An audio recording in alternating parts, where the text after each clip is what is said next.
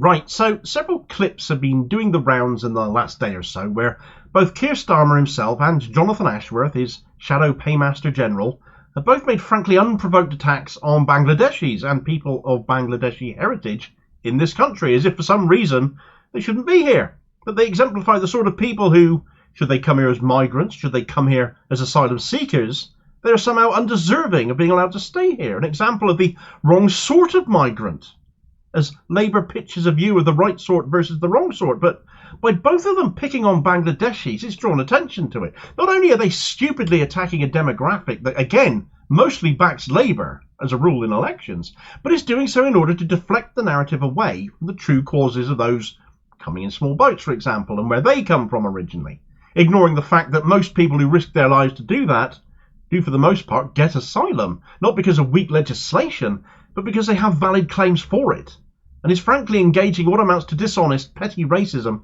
against ethnic minorities yet again, in order to steal some thunder from the likes of Nigel Farage's Reform UK limited company that masquerades as a political party, and once more highlights the hierarchy of racism that has become endemic and signatory of the Labour Party under Keir Starmer's rule, as he continues to not only ignore the problem, but actually be part of it himself.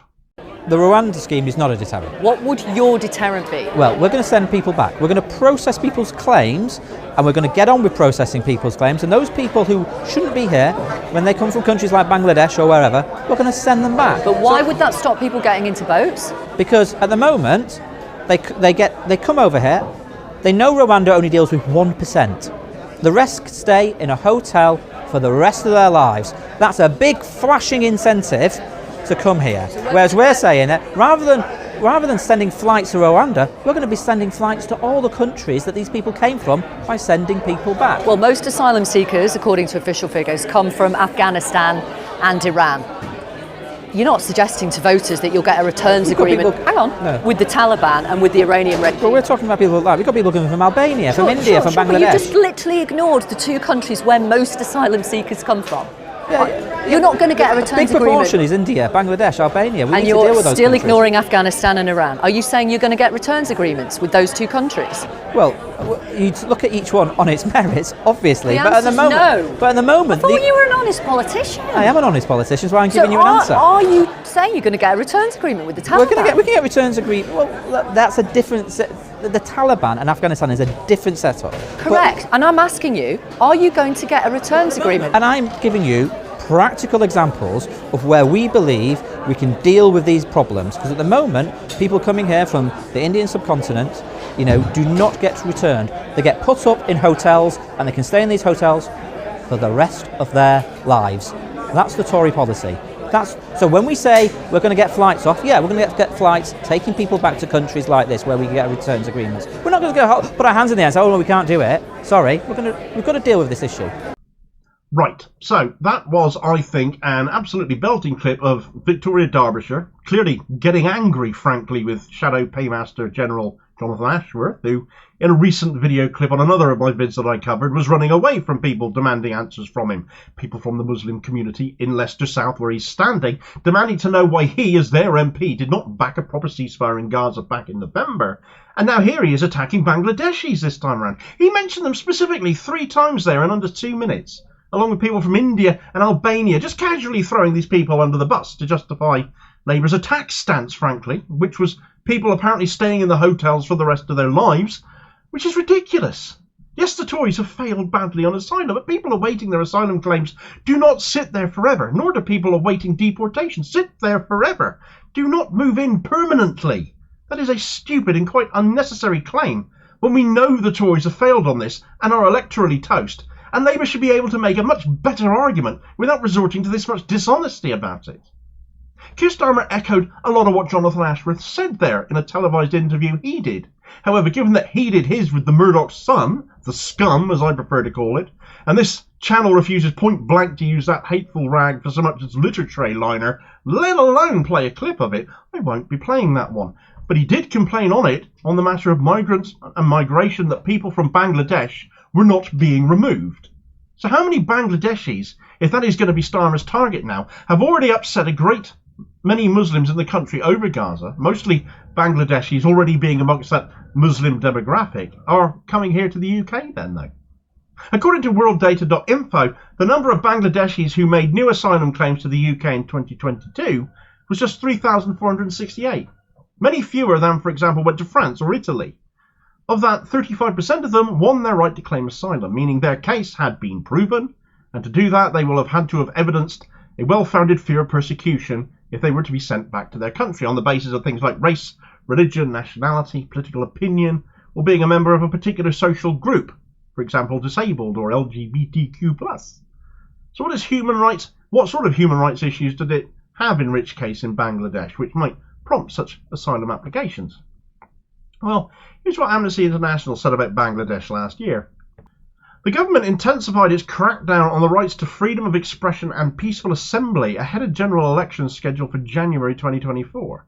Authorities used the powers in the Digital Security Act and other legislation to target journalists and human rights defenders, subjecting them to arbitrary detention and torture. There was a concerning increase in enforced disappearances and lack of accountability for deaths in custody. Occupational safety remained a distant dream for many workers. Refugees endured homelessness due to a fire in a camp and a cyclone, as well as food insecurity. Rations for refugees were restricted due to the UN's acute funding shortfall. Bangladesh remains extremely vulnerable to impacts of climate change.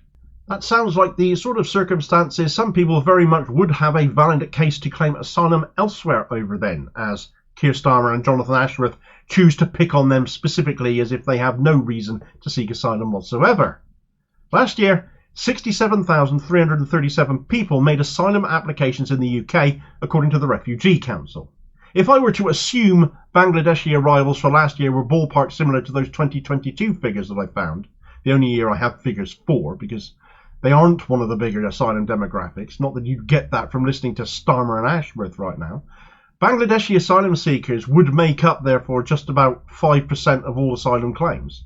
As Victoria Derbyshire stated, the majority come from Afghanistan and Iran, both countries run by oppressive regimes under the Taliban and the theocratic regime of Iran's Ayatollah. So all, in my view, this is Starmer's Labour making a pitch at Tories perhaps being attracted to reform, scapegoating a community, scapegoating ethnic minorities. They've already lost the votes of a great many of these people and are therefore figuring they might as well, attack them even more broadly with nothing left to lose? The fact is there are large numbers of British Bangladeshis, people that have come from there to here over the years, much like people did around the world post-war, to help put this country back together. And you have large Bangladeshi communities in this country today as a result. The chair of the Muslim Council of Britain, for example, is Bangladeshi. But also, notably, are a number of Labour figures too. So why are they not speaking out against what white men in their party are saying about people they surely share common bond with? Rushanara Ali, her reputation is already mud, having stood by and abstained over a Gaza ceasefire vote. But she's also of Bangladeshi descent, the first British Bangladeshi to ever be elected to Parliament, in fact. Tulip Siddiq is another, and in fact her silence is arguably even worse, since her aunt is Sheikh Hasina, who has been the literal Prime Minister of Bangladesh since 2009. Her grandfather is regarded as the founding father of the entire nation of Bangladesh. Instead of speaking out about this on her social media, however, she posted a story about an anti-Semitic attack on some children in a London tube station. Absolutely awful and condemnable, sure, but why post about that and not this? Why not slam your leader and Ashworth for their dog whistling? Or are you too fearful for your own position? And if so, how can we possibly accept Labour politicians to put country before party if you're going to be too afraid to all the time? Of course, the other part of this discussion is that not everyone who comes here from Bangladesh is seeking asylum. Many come here to work, in hospitality, in care, doing jobs that can't be filled by British people because of the pay. And many do all of this whilst coming here to study as well, to supplement their ability to get by whilst they train to do something else in life. This language is not welcoming to them. It failed the Tories. It is the main reason why sensible, empathetic people with decent bones in their body in this country despise the likes of Nigel Farage and the rancid far-right outfit he represents, and their narratives, fundamentally using these people as scapegoats for all the ills the rest of us suffer as the rich end up exploiting us and we pay more for crumbling services they are exploiting and bleeding dry. giving us someone else to hate rather than the people we should be hating, those avoiding paying their share, and those politicians refusing to make them do it either by saying things like a wealth tax isn't needed. It's needed more than ever before now because this country needs one big fat reset. Only those who represent vested interests are depraved enough to scapegoat minorities to keep people looking the other way whilst they come into government and change absolutely nothing. You expect that from the Tories. You expect it from Farage. You expect better of Labour, but not anymore. Not a Labour as demonstrably racist and foul as Starmer's Labour.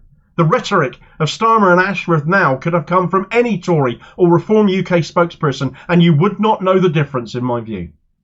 Don't associate yourself with this. Don't be part of this ongoing sickness in our politics.